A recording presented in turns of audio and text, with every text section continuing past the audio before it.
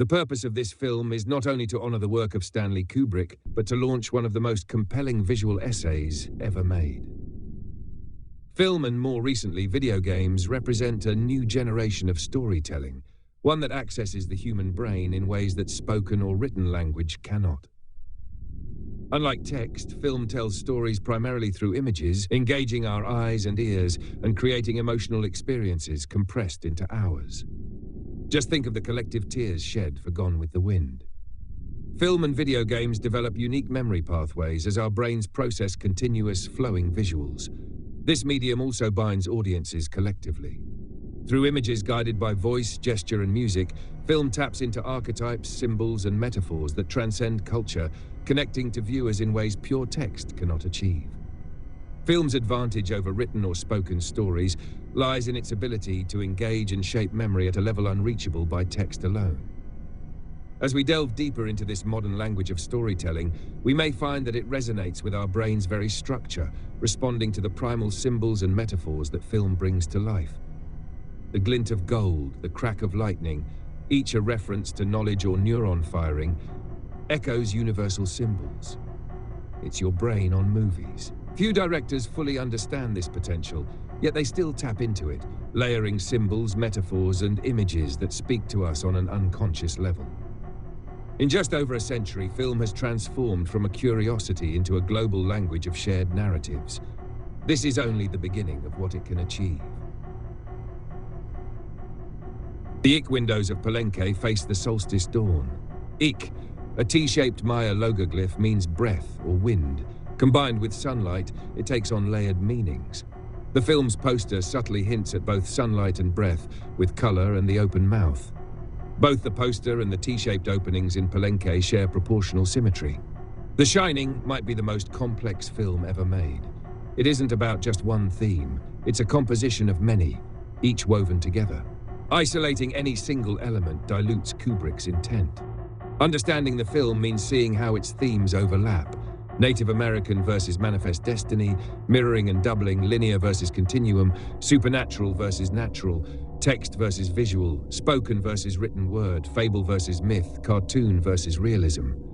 All of these focus on the effect of film on the brain, exploring neurophenomenology.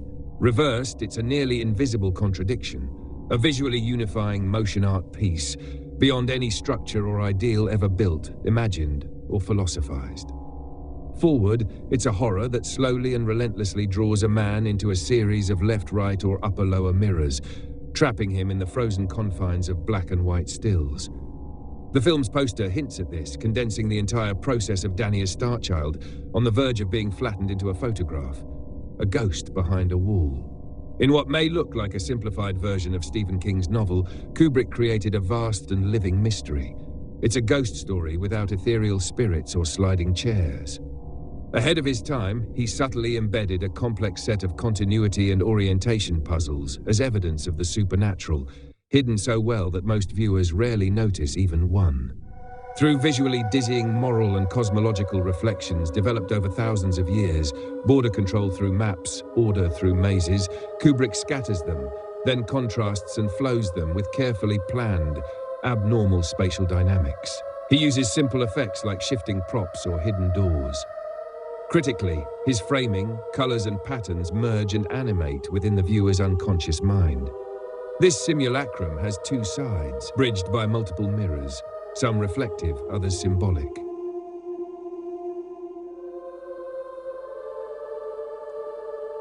Once decrypted through neurophenomenology, The Shining can be seen as a preamble to a new form of post-Western visual guidance. One day, these simple pre-tools, like disorientation and distortion as language tools, may be magnified in blockbuster films and video games that connect directly with the brain. Kubrick, a master magician of thought, is teaching his audience without them even realizing it. More specifically, The Shining may serve as a primer for an advanced visual language, potentially within reach in the coming decade, accessible through a complex key, paradox. On one level, the film is a careful satire. In darker ways, it questions how we share and store knowledge through Indo-European text. The English dialogue in the film is loaded with nuanced visual-verbal paradoxes that escalate scene by scene. This horror isn't simply spoken, it's built through confabulation, nursery-level simplification, deception, and transmitted through various media, phone, radio, and tones, sarcasm, pure rage. These elements are critical to the dread woven into the flickering visuals that drive the film to its climax. Instead of relying on a spoken plot, Kubrick infuses visual forms from indigenous American cultures, some of which developed complex spoken languages without written alphabets, like Navajo. From these nearly lost cultures, The Shining subtly bypasses Western descriptive systems, alerting us to alternate visuals, motifs, and pieces of their narratives and rituals. This could even be an evolutionary tweak that's here to stay. Initially reviewed with mild interest, when I first saw The Shining, I didn't love it, but it has since become one of my favorites. Steven Spielberg. It has grown into a cult classic. The Shining may be the initiation of a movement that pushes us to rethink our tools and shift them collectively. Can we employ or deploy this knowledge? How? To advance our media, do we need simple key narratives, the face, that conceal paradoxically precise scientific complexity beneath? How and why do these advanced systems of order and classification bypass the West's Enlightenment-driven taxonomic value system? Do we, as a species, underestimate entertainment when it may be an unwitting step in our evolution? Film and video games represent a massive leap forward for language itself, yet they remain confined to the realm of exploitation.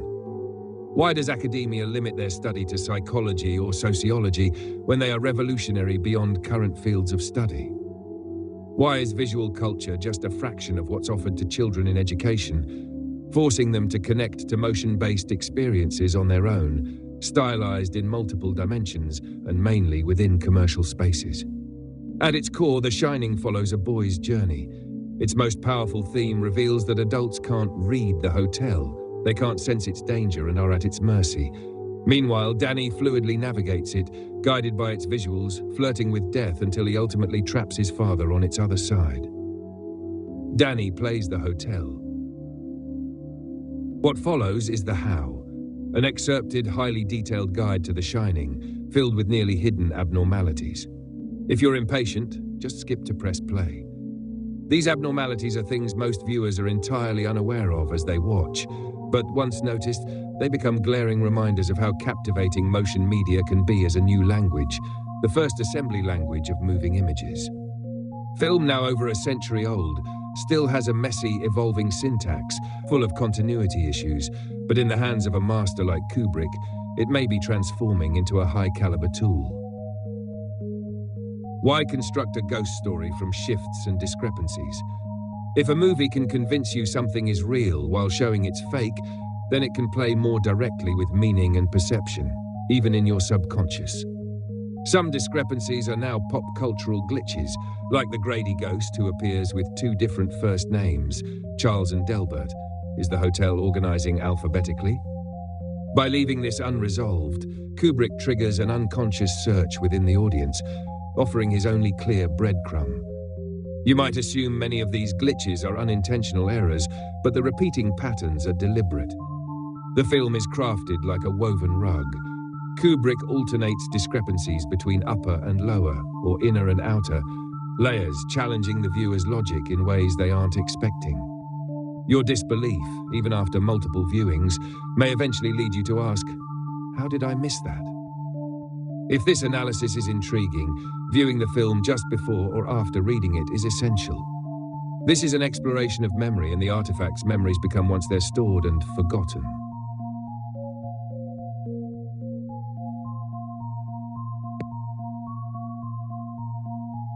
This essay is a probe, much like a gamer exploring a complex video game, uncovering hidden details and Easter eggs. It examines how much you've noticed and, importantly, remains secondary to the film itself, a vast series of footnotes. This article proves Kubrick's conscious achievement.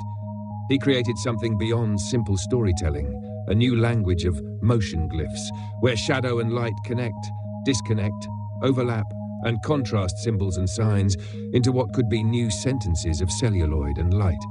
These sentences are concentrated paradoxes projected on screen, woven from symbols and mythologies of two warring cultures. Kubrick builds on tools used sparingly by earlier filmmakers, codifying them into a continuous system, broadcasting layers of meaning non-linearly. This method transitions slowly from natural color to black and white, creating a memory game where answers are always visible but rarely perceived. It's a test of observation, not unlike one we'd administer to an ape or dolphin, gauging awareness and consciousness. With each shot cut, values and forms travel. For example, the eagle moves from Ullman's office window to Jack's t-shirt and then to his typewriter. Kubrick reimagines animation, allowing ideas to travel unconsciously between frames, subtly referencing and evolving animation styles familiar to us from Disney and Warner Bros. His subliminal animations echo through each shot, connecting scenes in a hidden web of references. This unseen animation transforms Jack into a flattened black and white photograph, paralleled externally by nature's freezing cold. The Shining also hijacks the horror genre, ignoring formal conventions while skirting its edges, creating a new genre in the process. The story is no longer a straightforward ghost story. It treats the supernatural as both visible and deeply hidden, challenging the audience to recalibrate their perception. Through these unconnected tools, Kubrick advances storytelling beyond psychology into neurophenomenology, one of the few filmmakers besides Lucas to take this leap. Ultimately, the film is a test of consciousness. Our capacity for metaphor and myth through visual language differentiates us from animals. To evolve, we must continue developing media, languages, and communication, a journey we've been on for at least 32,000 years. While The Shining is primitive in a way, it's linear, it represents a dormant revolution in visual storytelling. Though it remains analog, its potential lies in pushing the boundaries of what's visible and invisible, awaiting deeper exploration and application. These potential tools lie hidden, awaiting discovery and more practical development in accessible media. For a similar journey into advanced storytelling, see Phys Cosmo, Star Wars.